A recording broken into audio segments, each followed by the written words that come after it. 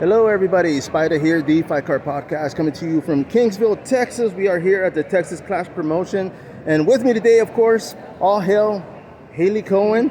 I gotta say, when people introduce you, do they have to say the whole name? They don't have to, but they usually do. You know, like most commentators don't even say my name; they just call me All Hail. So. All hail. You see, and I like that because it's got a nice little Texas twang to it, all hail. But I like it. I'm not gonna lie. Like when I heard that, I said, man, that's a cool intro because now it's like everybody's gonna be like. It's a good nickname. My coach did good. It is. And where did that nickname come from? I don't know. You know, there's really no background. My name's Hailey, so first day that I walked into the gym, they just started calling me All Hail, and it stuck. So. Nice. I like it. Simple but good. Right. Now, of course, you are coming off probably the biggest fight in your career, in the sense that it was a job application to get into the bigger show. This was for the Dana White Contender Series, of course. And I got to ask, because you not only did you get the win, but you also got the contract. And I say that because a lot of fighters get the win and they don't get the contract. Yeah. So let me ask you, were you nervous back there waiting for the call? You know, after the fight, I wasn't nervous because I knew that me and Claudia, my opponent, were the top two in the world that weren't in the UFC.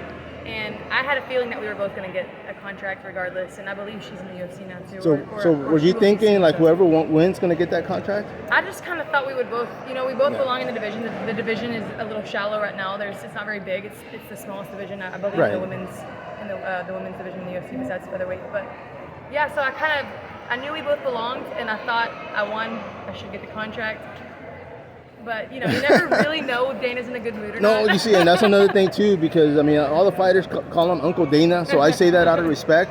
But yeah, you never know, because there might be something specifically that he's looking for. Right. And, I mean, if you fit that part of that curriculum that he's looking for, then, yeah, by all means, you know. And, like, normally there's such mismatches on that show, and they matched us up so well. And I knew it was going to be a good fight going into it. I knew that stylistically we just matched up really well, and it wasn't a mismatch. So I knew there was probably not going to be an early finish. I knew it was going to be... No, for sure. You see, and it was one of those fights that, for me, it could have easily been a title fight for the LFA, which is a promotion that you went up the ranks through. And, I mean, but it was good, though. And, yeah, it was kind of one of those, like, man, I wish there was a title behind it, you know. But this was the introduction into the bigger show, like we said. Now, of course, you're coming out of Waco, Texas, and Blitz MMA is your home, right? Yes, my home. It's where I started. We built the gym from the ground up. I'm actually the first fighter out of Blitz, and nice. We got a lot more coming. So. No, and that's what we have here tonight. Of course, you got some teammates that are going to be stepping inside the cage. Now, are you more nervous watching them than you going into the cage? I don't get nervous for myself. Oh, okay. I always feel very prepared, and I know they're prepared too, but I don't have any control over what happens in there, so I get so nervous. No, for sure. And let me ask you, because Waco, I mean, I know where it's at. I know a few fighters throughout the years that have fought out of there, but is it still like a small town like mentality? So Waco's actually growing. There's about maybe close to 200,000 people. Okay. But it's got small town vibes. We really support each other. Wacoans support each other better than anybody else. No, for sure. And I was going to ask, because there's such the mentality is kind of like that. I mean, you can't help other people, like coaches, as far as teams. But let me ask you, as far as going through the ranks, I mean, of course, you went through the LFA. For me, the LFA is pristine. I mean, that's going to be like the promotion that, of course, you don't have to fight through to get into the UFC, but that's one of them. Yeah. And they've had so many fighters with titles, of course. And so, was that kind of your plan, like going up the ranks? So I actually started fighting for LFA as an amateur. Yes. I had a very deep LFA career. Probably more fights for them than any other girl, I believe.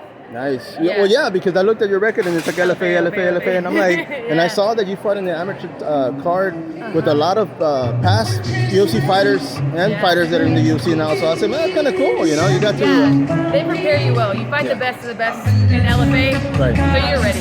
No, for sure. And that's one of the things I like about the promotion, or that I love. I still watch them on UFC Fight Pass. But let me ask you, as far as being a fighter, what do you do outside the fight game? Fighting is my career and my hobby. All I do is train. So, I mean, well, because that is y'all's gym, right? I mean, you guys own that gym? Yes. So do you get to train pretty much anytime? Always. You get bored and you're like, get the keys. We're going to the gym. Yeah. I want to thank you. I mean, we're going to make this short and quick. Of course, we got music in the back. But I am going to be cage-side, so good luck to your teammates. And I can't wait to see you in the UFC, of course. So good luck and best of luck. No problem. Everybody out there, of course, Spider, the Fight Card Podcast. Till next time.